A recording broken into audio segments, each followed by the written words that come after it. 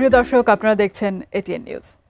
Bangladesh I হসপিটালের সৌজন্যে সরাসরি স্বাস্থ্য বিষয়ক অনুষ্ঠান লাইভ প্রেসক্রিপশনে আপনাদের সবাইকে আমন্ত্রণ জানাচ্ছি। আমি ডক্টর ফাইজা রাহলা। দর্শক, প্রতি সপ্তাহেই আমরা নির্দিষ্ট কোনো একটি বিষয় নিয়ে কথা বলার চেষ্টা করি, আপনাদেরকে কিছু তথ্য দেবার চেষ্টা করি।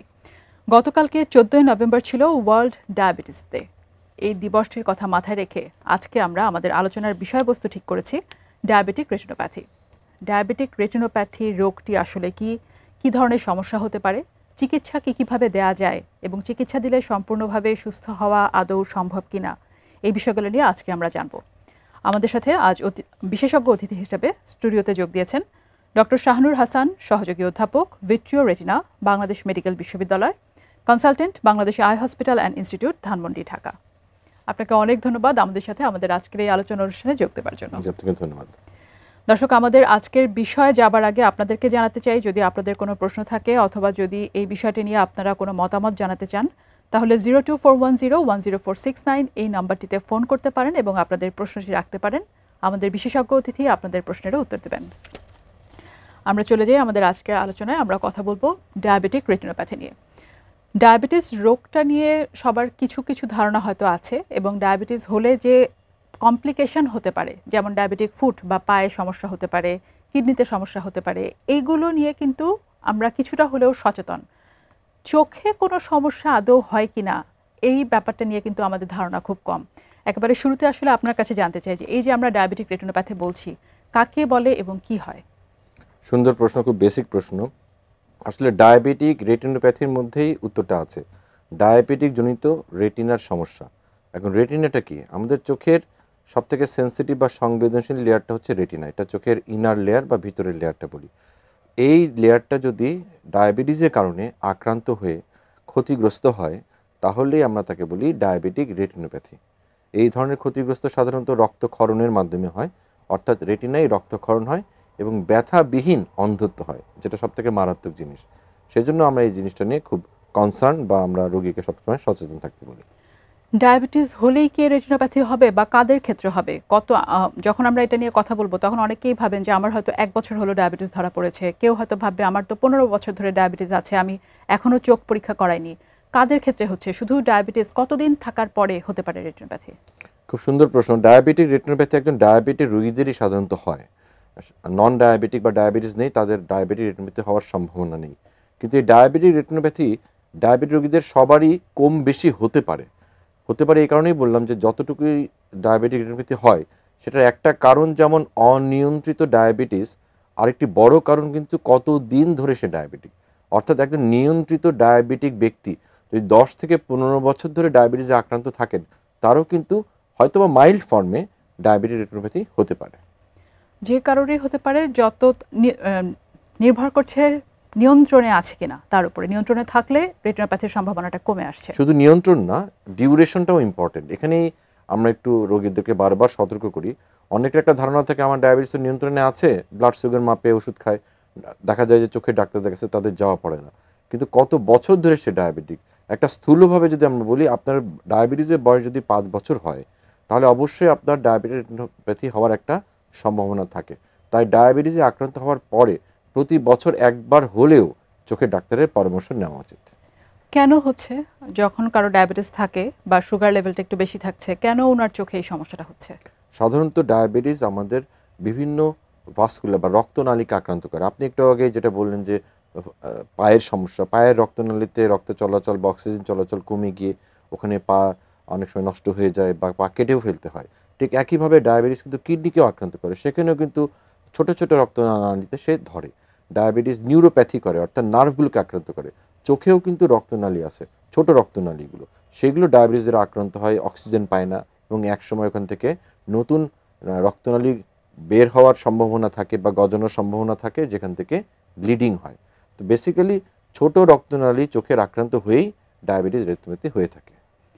কোনো কি আমরা রিস্ক গ্রুপ বলতে পারি যদি আমরা আমাদের দেশের প্রেক্ষাপটে চিন্তা করি, অথবা যদি আমরা সার্বিক বিশ্বের পরিস্থিতিও চিন্তা করতে চাই? আপনারা কি বলতে পারেন যে এদের ক্ষেত্রে ডায়াবেটিস বেশি হচ্ছে? অনেকে ভাবেন যে এটা পুরুষ বা মহিলা কাদের বেশি হয় বা আদৌ হয় কিনা, অথবা বয়সের একটা ব্যাপার। এইভাবে আমরা কোনো রিস্ক গ্রুপ আলাদা করতে পারি কিনা? দেখুন, ডায়াবেটিক 2 ধরনের আছে, টাইপ 1 এবং টাইপ 2। সাধারণত আমরা টাইপ 2 নিয়েই ডিল করি। টাইপ 1 ডায়াবেটিসটা বাচ্চাদের বা ছোটোবেলায় হয়ে থাকে, সেটারও রেটিনোপ্যাথি হতে পারে। তো একটা বাচ্চাও যদি ডায়াবেটিস আক্রান্ত হয়, সেই গ্রুপটা যত ছোটই হোক, তাকেও কিন্তু আমাদের প্রতি বছর একবার চক্ষু পরীক্ষা করিয়ে নিতে হবে। এবার আসুন ডায়াবেটিক টাইপ 2, যেটা নিয়ে বেশিরভাগ মানুষ আক্রান্ত। সেক্ষেত্রে কিন্তু আসলে পুরুষ বা মহিলার কোনো ভেদাভেদ নাই। আপনার ডায়াবেটিস যদি অনিয়ন্ত্রিত থাকে এবং দীর্ঘ সময় ধরে থাকে, তাহলে কিন্তু উভয় পুরুষ বা মহিলা উভয়েরই ডায়াবেটিকটা একইভাবে আক্রান্ত হয়। তবে এ প্রসঙ্গে আপনি একটা কথা, মানে এ প্রসঙ্গে চলে আসে যে মেয়েরা, বিশেষ করে যারা গ্রামের মেয়ে বা গৃহিণী, তারা কিন্তু দেখা যায় যে অনেক দেরিতে আমাদের কাছে প্রেজেন্ট করে। কারণ যারা চাকরিজীবী, বিশেষ করে পুরুষরা, তারা দেখা যায় কম্পিউটার ওয়ার্ক বা যে কোনো কারণেই হোক তাদের চোখের সমস্যাটা তারা আগে বুঝতে পারে। বরঞ্চ যারা মহিলা, তাদের দেখা যায় যে একটু দেরিতে সাধারণত আমাদের কাছে প্রেজেন্ট করে, ধরা পড়ছে কিছুটা দেরিতে। একজন দর্শক আছে, তার সাথে আগে কথা বলবো। দর্শক, আপনার নাম বলবেন এবং প্রশ্নটি জানাবেন। জি, আসসালামু আলাইকুম। আমি ফারজানা। বেসিক্যালি আমার হাজবেন্ডের এই প্রবলেমটা একটু হচ্ছে, যেটা আমরা দেখতে পাচ্ছি, বয়স হচ্ছে 40+। তো তার রিসেন্টলি আমরা ডায়াবেটিস দেখতে পাচ্ছি। রিসেন্টলি বলতে আগে একটু ছিল, এখন 7.5 এর মতো উঠে গত 2 বছর থেকে। তো তার এখনো চশমা ওভাবে লাগেনি। তো তার জন্য কি আমরা চোখের ডক্টর দেখাতে পারি? সুন্দর প্রশ্ন, যেটা আমরা একটু আগে আলোচনা করছিলাম, যে আপনার ডায়াবেটিস যদি থাকে এবং ডায়াবেটিস যদি নিয়ন্ত্রণেও থাকে, তাহলে আপনাকে একজন ডায়াবেটিস জনিত চোখের সমস্যার জন্য চক্ষু বিশেষজ্ঞের পরামর্শ নিতে হয়। এই প্রসঙ্গে আমি আমার কলিগদেরকে, বিশেষ করে যারা এন্ডোক্রাইনোলজিস্ট বা যারা নেফ্রোলজিস্ট, অর্থাৎ কিডনির ডাক্তার বা হরমোনের ডাক্তার, এমনকি মেডিসিন বিশেষজ্ঞ, আমাদের কলিগদেরকে অনুরোধ করব যে আপনাদের কাছে যখন রোগীরা আসে, তখন তাদের ডায়াবেটিক চক্ষু পরীক্ষার জন্য একবার হলেও আমাদের মতো চোখের ডাক্তার, বিশেষ করে রেটিনা স্পেশালিস্ট, যারা আমরা ডায়াবেটিক রেটিনোপ্যাথি নিয়ে ডিল করি, তাদের কাছে পাঠানোর চেষ্টা করবেন। বেশিরভাগ ক্ষেত্রে দেখা যায় যে ভালো থাকে, যেটা আমরা সবসময় রোগীকে আশ্বস্ত করি, কিন্তু তাদের একটা রেগুলার ফলো আপ দরকার পড়ে। সেজন্য অবশ্যই ডায়াবেটিস শুধু নিয়ন্ত্রণ না, ডিউরেশনটা, আমি বারবার বলছি, ইম্পর্টেন্ট।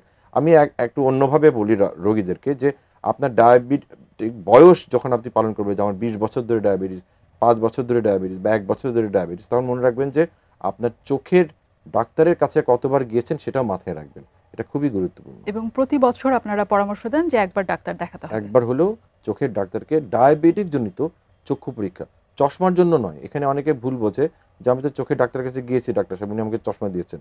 চশমা না, আমাকে দেখতে হবে রেটিনা, অর্থাৎ ডায়াবেটিক জনিত রেটিনার সমস্যা আছে কিনা।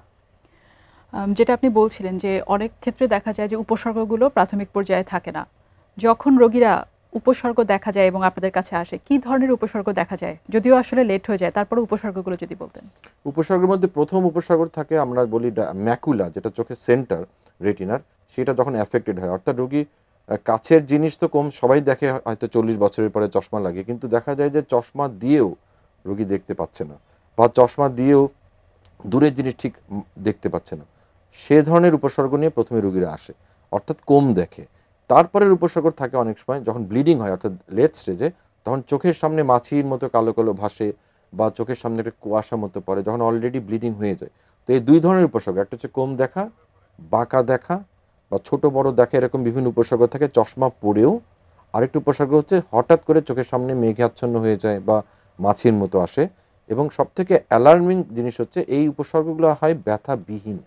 এই ব্যথাবিহীন অন্ধত্বের জন্যই আমরা সাধারণত দেরি করে রোগীদেরকে পাই। জি, আরও অনেক কিছু জানার আছে আপনার কাছ থেকে, তবে একটা বিরতি নিতে হচ্ছে। দর্শক, বাংলাদেশ আই হসপিটালের সৌজন্যে আপনারা দেখছেন লাইভ প্রেসক্রিপশন। ছোট্ট একটি বিরতি নিচ্ছি, কিছুক্ষণের মধ্যে ফিরছি, সাথেই থাকুন।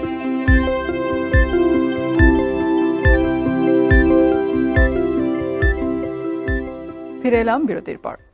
বাংলাদেশ আই হসপিটালের সৌজন্যে আপনারা দেখছেন লাইভ প্রেসক্রিপশন। আপনাদের সাথে আছি আমি ডক্টর ফাইজা রাহলা। আজকে আমরা কথা বলছি ডায়াবেটিক রেটিনোপ্যাথি এই বিষয়টি নিয়ে। অতিথি হিসেবে আজ আমাদের সাথে আছেন ডক্টর শাহনুর হাসান। বিরতিতে যাবার আগে আপনার কাছ থেকে কিন্তু ডায়াবেটিক রেটিনোপ্যাথি নিয়ে অনেকগুলো তথ্য পেয়েছি, এবং আপনি আমাদেরকে উপসর্গগুলো বলছিলেন, যেটা হয়তো প্রাথমিক পর্যায়ে থাকে না। সেক্ষেত্রে আমাদেরকে ডায়াবেটিক রেটিনোপ্যাথির কিছু স্টেজ থাকে, সেই ব্যাপারে যদি একটু বলতেন। যখন উপসর্গ দেখা যায় না তখন কোন স্টেজ থাকে, এবং যখন উপসর্গগুলো আসছে আলটিমেটলি কি কি ধরনের স্টেজ থাকছে, এগুলো যদি একটু বলতেন। আমি যদি একটু ডাক্তারি ভাষায় বলি, আমাদের 2 ধরনের স্টেজ থাকে, নন প্রলিফারেটিভ ডায়াবেটিক রেটিনোপ্যাথি আর প্রলিফারেটিভ ডায়াবেটিক রেটিনোপ্যাথি। যদি সাধারণ ভাষায় বলেন, রক্তক্ষরণ বেশি হয়নি, অর্থাৎ অনেক রক্ত নাই, এরকম রেটিনা অবস্থাকে আমরা বলি নন প্রলিফারেটিভ। আর প্রলিফারেটিভ মানে অলরেডি রক্তক্ষরণ হয়ে গিয়েছে। তো রক্তক্ষরণ জিনিসটাই আসলে দৃষ্টিহীনতার প্রধান কারণ। এবং রক্তের কারণে চোখের পিছনে কিছু পানি জমে রেটিনাতে, যেটাকে আমরা বলি ইডিমা বা পানি জমা, ওটা হলে রোগী তখন কম দেখা শুরু করে। তাহলে দুইটা স্টেজ আমরা বলতে পারি, একটা হচ্ছে রক্তক্ষরণ এখনো হয়নি বা মাত্র শুরু হলো, অথবা রক্তক্ষরণ প্রচণ্ড হয়ে গিয়েছে। এই দুই স্টেজে আমাদের কাছে প্রেজেন্ট করে। যখন রোগী আসছে এবং তার রেটিনোপ্যাথি থাকে, তখন ঠিক কিভাবে আসলে শনাক্ত করা যায় যে কোন স্টেজে আছে অথবা আদৌ তার ডায়াবেটিক রেটিনোপ্যাথি আছে? এটা আপনারা কিভাবে কনফার্ম করছেন? কনফার্ম করার জন্য মেইনলি আমরা ক্লিনিক্যালি, অর্থাৎ আমরা দেখে কনফার্ম করি। সাধারণত আমরা চোখে একটা ড্রপ দিয়ে চোখের পিউপিলটাকে বড় করি, বলে ডাইলেট করি রোগীকে। এক্ষেত্রে সবসময় আমরা বসিয়ে 30-40 মিনিট বসিয়ে রাখি, রোগীর চোখটা ঝাপসা হয়ে যায়, তারপর আমরা তাকে পরীক্ষা করি, যেটাকে বলা হয় রেটিনা পরীক্ষা। তাহলে মনে রাখবেন যে যদি আপনি একজন ডাক্তারের কাছে যান, সে যদি এই পরীক্ষাটা না করে, অর্থাৎ চোখের ড্রপ দিয়ে না করে, তার মানে আপনার পুরো পরীক্ষাটা সম্পূর্ণ হয়নি। ডায়াবেটিক রেটিনোপ্যাথি জনিত পরীক্ষা, এই পরীক্ষায় কিন্তু আমরা বুঝতে পারি আমাদের ক্লিনিক্যাল আই দিয়ে যে তার রেটিনোপ্যাথি হয়েছে কিনা। তবে হ্যাঁ, আপনি ঠিকই বলেছেন যে এটা তো কনফার্ম করতে হবে। কী করে বুঝবো? কী করে বোঝার জন্য আমাদের কিছু ইনভেস্টিগেশন আছে। তার মধ্যে মেইন ইনভেস্টিগেশন হচ্ছে আমাদের চোখের একটা এনজিওগ্রাম আছে, আমরা যেটা বলি ফান্ডাস ফ্লোরেসেন্ট এনজিওগ্রাম। এটা হার্টের এনজিওগ্রামের মতো খুব ইনভেসিভ কোনো পরীক্ষা না। আমরা একটা ইনজেকশনের মাধ্যমে একটা ডাই বা রং দিয়ে আমরা চোখের ছবি তুলি, সেখান থেকে আমরা বুঝতে পারি যে তার কোন স্টেজে ডায়াবেটিসটা আছে। আরেকটি পরীক্ষা আমরা করি ওসিটি। ওসিটি একটা নন ইনভেসিভ, অর্থাৎ কোনো ইনজেকশনবিহীন পরীক্ষা। আমরা চোখের ভিতরের ছবি তুলে বুঝতে পারি যে তার চোখে ডায়াবেটিসজনিত কোনো সমস্যা আছে কিনা। তাছাড়াও কালার ফান্ডাস বা চোখের ছবি তুলে আমরা প্রিজার্ভ করি, ডকুমেন্ট রাখি, রোগীকে দিয়ে দিই যে এই হচ্ছে আপনার এই বছরের চোখের অবস্থা, যাতে পরের বছর আমরা দেখলে বুঝতে পারি যে তার রেটিনোপ্যাথিটা আবার প্রোগ্রেস করলো কিনা বা নতুন কোনো লক্ষণ দেখা দিল কিনা। যখন রোগীর শনাক্ত হচ্ছে যে তার রেটিনোপ্যাথি আছে, সেক্ষেত্রে যেহেতু স্টেজিং আছে কয়েক ধরনের, কারোর হয়তো রক্তনালী নতুন ডেভেলপ করেছে, কারোর হয়নি, কারোর রক্তক্ষরণ হয়েছে, সেক্ষেত্রে চিকিৎসার কী কী অপশন আছে? সবার ক্ষেত্রে কি চিকিৎসা একই রকম কিনা? না, সবার ক্ষেত্রে চিকিৎসা একই রকম না। আপনি যদি আর্লি প্রেজেন্ট করেন, মানে একটা রোগী যদি আসে যার এখনও রক্তক্ষরণ হয়নি, মাত্র শুরু হয়েছে, কিন্তু সেটা চোখের দেখার অংশকে আক্রান্ত করেনি, তাহলে কিন্তু আমরা তাকে ফলো আপে রাখি, বলি যে এখন কোনো চিকিৎসা লাগবে না। আমরা বিভিন্ন পরীক্ষা নিরীক্ষা দিয়ে নিশ্চিত করি যে না, আপনি ফলো আপে থাকেন। সেটা হতে পারে 3 মাস পরে দেখানোর জন্য বা 6 মাস পরে দেখানোর জন্য। এবং আমরা রোগীকে বলি আপনার ডায়াবেটিসটাকে নিয়ন্ত্রণে রাখবেন, তাহলে এটা বাড়তে সময় লাগবে বা খুব দ্রুত বাড়বে না। এবং অনেকাংশে কিন্তু রোগী চিকিৎসা ছাড়াই, ইনভেসিভ চিকিৎসা ছাড়াই কিন্তু ফলো আপে থাকতে পারে। কিন্তু আনফর্চুনেটলি যদি রোগীর পরে আসে, অর্থাৎ অলরেডি রক্তক্ষরণ হয়ে গিয়েছে, তখন আমাদেরও কিন্তু সেটারও চিকিৎসা আছে। তার মানে এই না যে রোগী অন্ধ হয়ে যাচ্ছে। এখন বর্তমানে মডার্ন চিকিৎসার যে ফ্যাসিলিটিগুলো সারা পৃথিবীতে আছে, উন্নত দেশে আছে, একই চিকিৎসা আমাদের দেশে বিদ্যমান, সরকারি এবং বেসরকারি উভয় পর্যায়ে। যেমন ধরেন আপনার যদি চোখের ভিতরে পানি জমে বা অল্প রক্তক্ষরণ হয়, আমরা কিন্তু চোখে এক ধরনের ইনজেকশন দিই। এই ইনজেকশনগুলো সব বাইরের ইনজেকশন, একটা নির্দিষ্ট টেম্পারেচারে আমরা রেখে দিই ফ্রিজে, এবং রোগী যখন আসে আমরা রোগীর চোখে ইনজেকশন দিই। এটা সাধারণত প্রতি মাসে দেওয়া হয়, কারো একটা দিলে হয়, কারো 3টি লাগে, প্রয়োজন অনুযায়ী দিই। এই প্রসঙ্গে বলে রাখি যে অনেক রোগী প্রশ্ন করে, ডাক্তার সাহেব আর কতবার ইনজেকশন দেব? তখন আমি মজা করে বলি যে আপনি তো ইনসুলিন নেন, ইনসুলিন কতবার নিচ্ছেন? উনি বলে আমি প্রতিদিনই তো নিচ্ছি। বলে তাহলে আপনি প্রতিদিন না, প্রতি মাসে যদি 1 মাস 2 মাস ইনজেকশন দিয়ে ভালো থাকেন, তাহলে মন্দ কি? আপনার যখন দরকার পড়বে ইনজেকশন না নেওয়ার, আমরাই বলে দেবো আর লাগবে না। এটিকে ইনসুলিনের মতোই আমরা বলি ট্রিট করেন, যদি লাগে আমরা দিই। এটা ছাড়াও, ইনজেকশন ছাড়াও একটা চিকিৎসা আছে লেজার চিকিৎসা। যদি রক্তক্ষরণ বেশি হয়ে যায় বা ফার্দার রক্তক্ষরণ প্রিভেন্ট করা লাগে, তাহলে আমরা চোখে লেজার চিকিৎসা দিয়ে থাকি। এই দুইটা চিকিৎসার পরেও যদি দেখা যায় যে রোগীর রক্ত বন্ধ করা যাচ্ছে না বা রক্তক্ষরণ বেশি হয়ে গিয়েছে যে ইনজেকশন বা লেজারে হবে না, তাহলে কিন্তু আমরা রেটিনার অপারেশন করি। আমি একজন রেটিনা বিশেষজ্ঞ হিসেবে বলতে চাই সকল দর্শকদের যে এই রেটিনা অপারেশনও কিন্তু একটা অপারেশন মানে চোখ নষ্ট হয়ে যাওয়া না। আপনি যদি ঠিক সময় আমাদের কাছে আসেন, এই রেটিনা অপারেশন করেও কিন্তু চোখের দৃষ্টি ফেরত দেওয়া যায়। তবে হ্যাঁ, যদি ডায়াবেটিস অনিয়ন্ত্রিত থাকে, আপনার যদি কিডনির সমস্যার সাথে থাকে, রক্তশূন্যতা থাকে, ব্লাড প্রেশার বেশি থাকে, এই সমস্যাগুলো যদি থেকে আপনি শেষ অবস্থায় আমাদের কাছে আসেন, তাহলে কিন্তু অনেক সময় দৃষ্টি দেওয়াটা কঠিন হয়ে যায়। এই চিকিৎসা এবং তার আউটকাম নিয়ে আসলে আরও প্রশ্ন আছে, তবে এই মুহূর্তে একজন দর্শক আছেন, আগে তার সাথে কথা বলবো। দর্শক, আপনার নাম বলবেন এবং প্রশ্নটি জানাবেন। জি, আসসালামু আলাইকুম। আমার নাম রাতুল, বয়স 47। তো আমি প্রায় 12 বছর হলো ডায়াবেটিসে আক্রান্ত।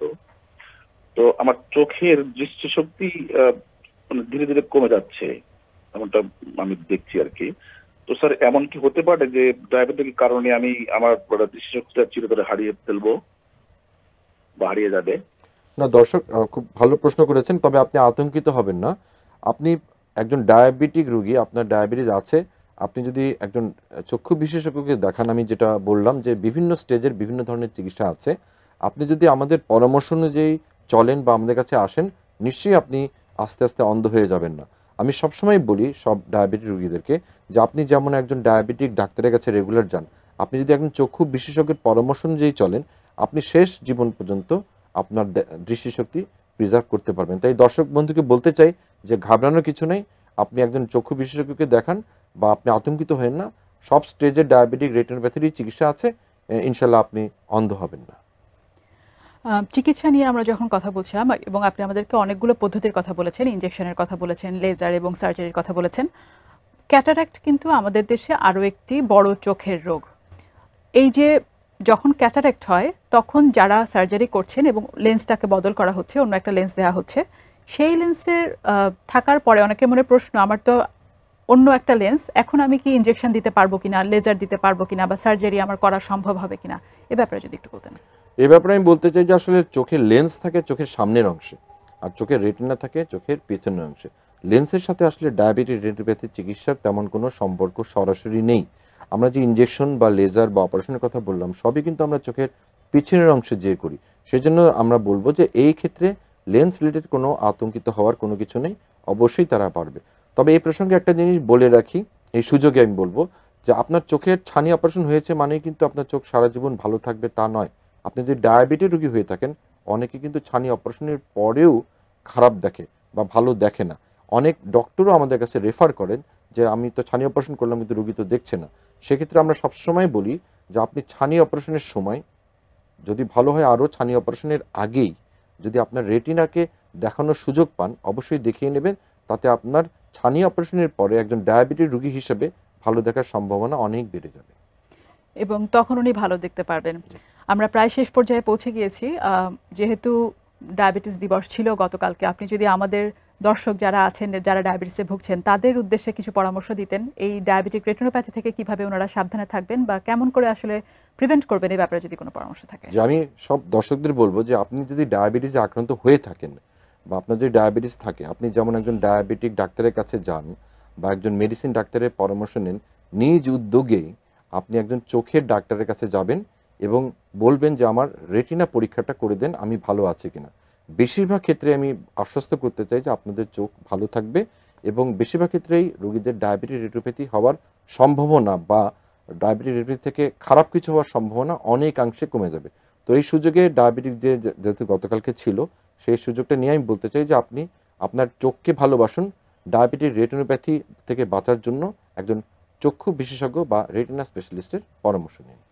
আপনাকে অনেক ধন্যবাদ আমাদের এই অনুষ্ঠানে এসে ডায়াবেটিক রেটিনোপ্যাথি নিয়ে অনেকগুলো তথ্য দিয়েছেন আমাদের দর্শকদেরকে। অনেক ধন্যবাদ। আপনাকে ধন্যবাদ। প্রিয় দর্শক, আজ তাহলে এ পর্যন্তই। দেখা হবে সামনের সপ্তাহে, কথা হবে অন্য কোনো বিষয় নিয়ে। ভালো থাকুন, সুস্থ থাকুন, দেখতে থাকুন ATN news. Supported by Bangladesh eye hospital.